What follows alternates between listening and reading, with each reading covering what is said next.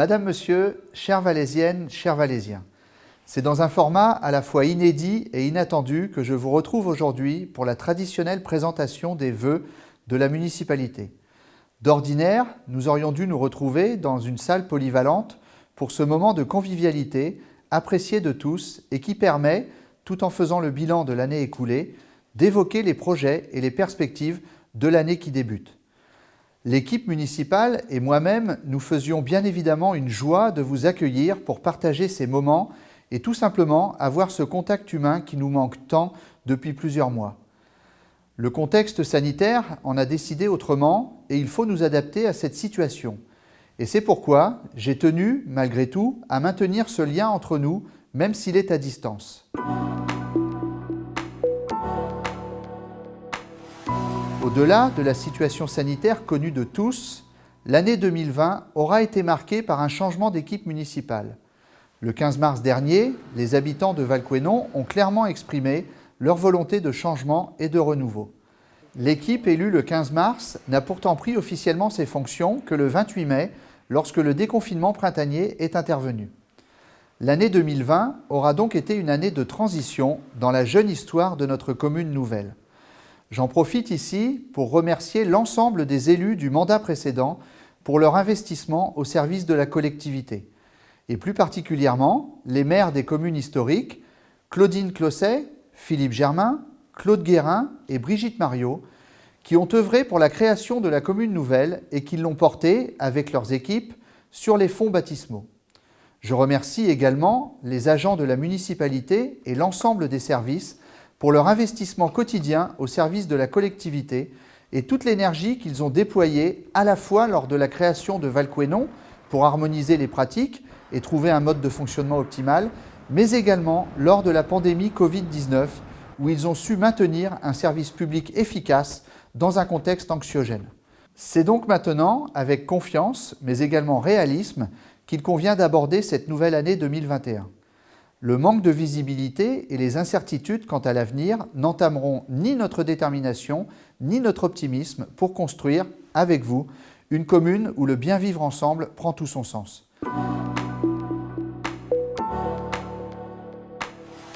L'année 2021 sera tout d'abord consacrée à la poursuite de projets initiés par les précédentes municipalités. Tout d'abord, l'église de Tremblay, dans laquelle les travaux ont repris depuis plusieurs semaines et qui nous laisse entrevoir une issue heureuse durant cette année.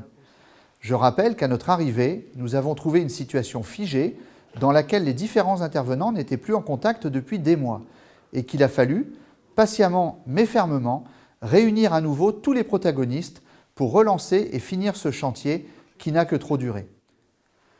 La salle multi-activités de Tremblay. Après une phase de terrassement intervenue l'été dernier, nous voyons l'entreprise de maçonnerie débuter ses travaux sur ce mois de janvier. Et ensuite, le chantier poursuivra son cours. Nous espérons que certaines erreurs commises dans les études préalables ne se reproduiront pas afin d'éviter à la fois les surcoûts et les retards. La boulangerie de Tremblay, le permis de construire sera déposé prochainement et nous sommes mobilisés pour aller le plus vite possible dans la réalisation des travaux. L'ouverture de ce commerce essentiel à la vie communale ne pourra cependant pas intervenir avant l'année 2022. Le pont du Couesnon, trait d'union entre La Fontenelle et Entrain, élément patrimonial incontournable dont la valeur a été reconnue par la Fondation du patrimoine et la mission Stéphane Bern. Un maître d'œuvre a été recruté afin de lancer les travaux de rénovation dès que possible. Au-delà des travaux engagés, il conviendra de mener une réflexion sur l'aménagement global de ce site qui recèle très certainement un potentiel inexploité. Le site de l'ancienne gendarmerie. Cette dernière a été démolie en 2020. Plusieurs options d'utilisation du terrain s'offrent à la commune pour ce site stratégique, mais qui a déjà coûté très cher à la collectivité. Très bientôt, je vous informerai des choix de la majorité municipale. L'île aux Joints, à proximité de l'église d'Entrain. Le projet initial a dû être annulé en raison du coût déraisonnable pour la commune des travaux qu'il fallait engager suite à la découverte de l'instabilité du sol. Une réflexion sera menée, avec vous, pour faire de cet espace un lieu agréable et qualitatif, parfaitement intégré au projet de revitalisation du centre-bourg que nous allons mener dans les prochaines années. Tous ces dossiers, certes très importants, engagent financièrement notre commune pour de nombreuses années, limitant mécaniquement les possibilités d'investissement et donc nos ambitions. Mais cela ne signifie pas pour autant que nous resterons inactifs.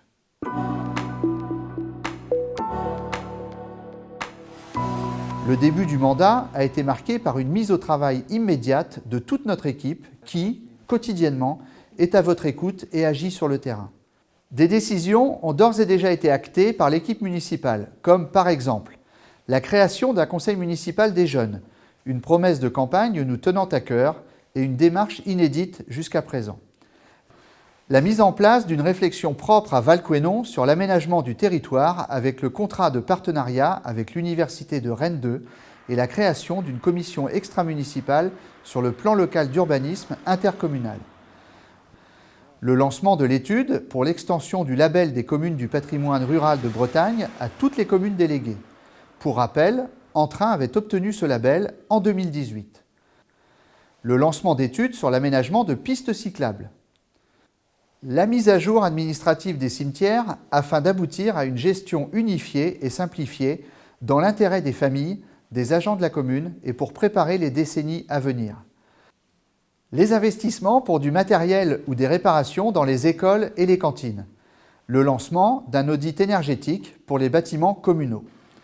Et la volonté de centraliser les services techniques de la commune sur le site de l'ancienne caserne des pompiers à Tremblay, locaux qui étaient vacants depuis plusieurs années. Ce dernier point me donne l'occasion de saluer le travail et l'investissement de nos sapeurs-pompiers. Ils et elles sont une véritable fierté pour notre commune et j'appelle toute personne intéressée à rejoindre leur rang car leurs effectifs ont besoin de renforts. Lors de cette nouvelle année, en plus des gros dossiers cités précédemment, nous mènerons différents travaux visant à améliorer la qualité de vie. Des travaux d'assainissement à Entrain sur les secteurs de la rue du Vivier et de Saint-Laurent. La voirie de la rue de la Parlette à Saint-Ouen. D'autres interventions sur les voiries ou pour l'embellissement ne sont pas exclues, mais elles se feront en fonction de nos possibilités financières et selon des priorités à déterminer.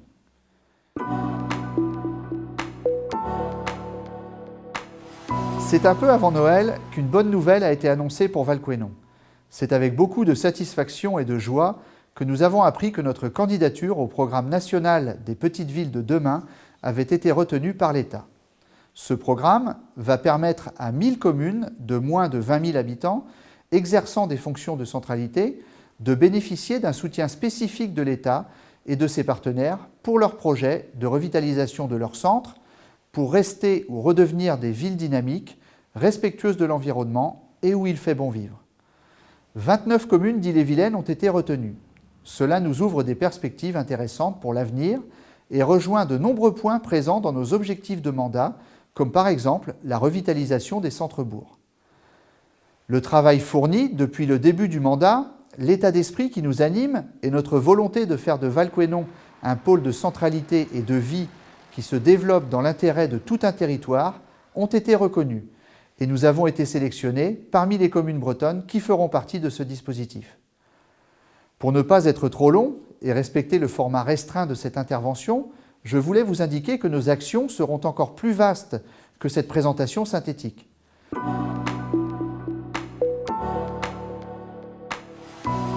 Nous n'oublions pas, bien évidemment, le monde associatif, durement éprouvé par la situation sanitaire, et nous avons hâte qu'il puisse à nouveau animer et faire vivre notre commune avec convivialité et dynamisme.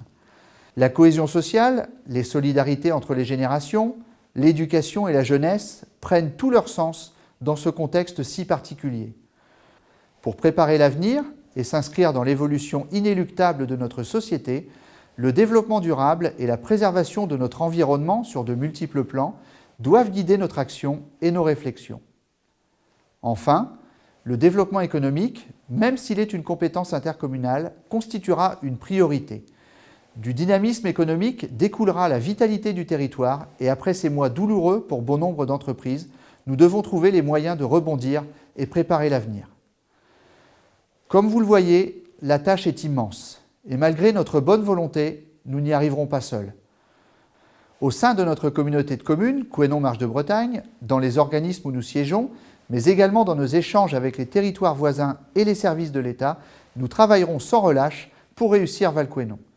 Mais cette réussite passera également, et même surtout, par chacune et chacun d'entre vous.